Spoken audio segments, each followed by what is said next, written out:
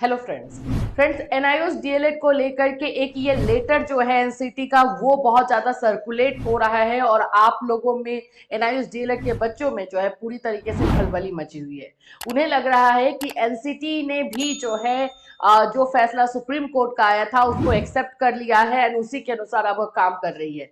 तो चलो इसी लेटर के बारे में बात करेंगे और सबसे पहले तो जो है आप लोग एकदम अच्छे तरीके से समझिएगा कि इस लेटर का मतलब क्या है।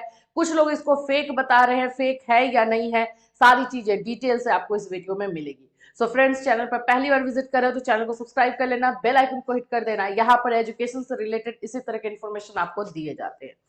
सबसे पहले तो आप ये लेटर को जो बोल रहे फेक है, तो मैं एक ही शब्द में बताऊं, ये फेक नहीं है, एकदम बिल्कुल फेक नहीं है। ये ओरिजिनल है। अब आप लोग का क्वेश्चन है कि ये साइट पर क्यों नहीं दिखाई दे रहा, तो बाबू ये साइट पर दिखाने वाला लेटर नहीं है। इसमें होता क्या, ये देखो यहाँ पे पब्लिक ग्रीवेंस का मतलब पहले मैं बता दूं, सार्वजनिक शिकायत होती है जिसमें कि जैसे आप लोग आरटीआई करके पूछते हो कि अभी क्या किसी भी चीज के बारे में आप पर्टिकुलर जो है अथॉरिटी से आप क्वेश्चन कर सकते हो। उसी तरह से एनसीटी से ये क्वेश्चन किया गया है कि भाई एनआईओएस डीएलएड का भी क्या है, क्या वो प्राइमरी में अभी मान्यता उसकी है या नहीं। तो देखो, एनसीटी का तो यही सारी चीजें चल रही है ना, कभी भी कोई भी चीज क्लियर करती नहीं है। उसने सिर्फ और सिर्फ ये बोल दिया है कि ये लेटर यानी कि ये जो आप लोगों का यहाँ पर 28 नवंबर जो है 2023 को जो फैसला आया सुप्रीम कोर्ट का, उसको उन्होंने पिन कर दिया है, वो जो है लिंक दिया है। उसको इसलिए बताया गया है कि अभी एनआईओएस डीएलएड को लेकर के सिचुएशन ये बना हुआ है, लेकिन इसका बिल्कुल मतलब नहीं है कि एनआईओएस डीएलएड को लेकर के एनसीटी ने सुप्रीम कोर्ट के फैसले को जो है अपने साइट पर, अपने वेबसाइट पर अपलोड कर दिया है। तो ये जो गलतफहमी आप लोगों में फैल रही है ना कि अब ये एनसीटी ने भी इस तरह का लेटर निकाल दिया है तो अब हमें दिल्ली जाने से क्या फायदा, अब सब कुछ खत्म हो गया, नहीं बच्चे, बिल्कुल नहीं।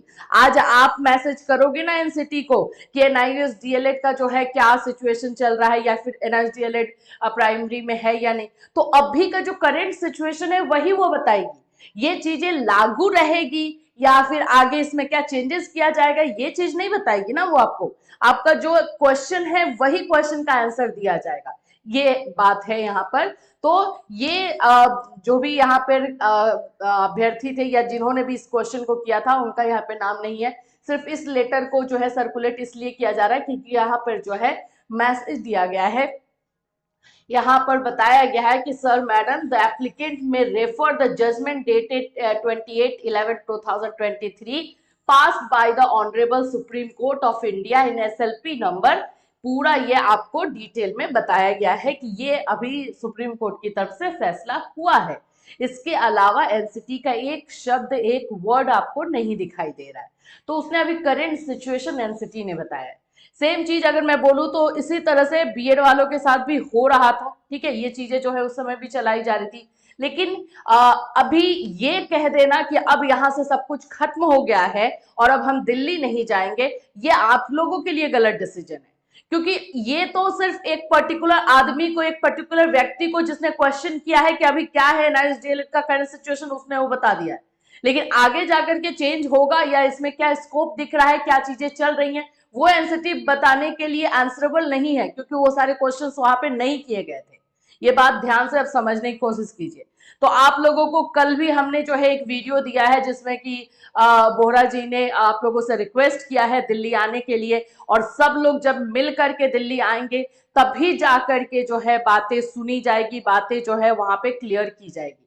ये बात आप लोग समझ लो। और अभी मैं देख भी रही हूँ कि आप लोग मैसेज कर रहे हो कि अब मैम सब खत्म हो गया है, ये हो गया, ऐसा नहीं हुआ है। ऐसा दिमाग में आपको रखना ही नहीं है। ये पर्टिकुलर इंडिविजुअल को सेंड किया गया लेटर है। आप आरटीआई का जानते ही हो, आरटीआई में आप क्वेश्चन करते हो आपको आंसर मिलता है, सेम चीज ये पब्लिक ग्रीवेंस के थ्रू जो है आप लोगों को मिला है। आप लोगों को इसमें टेंशन नहीं लेना है।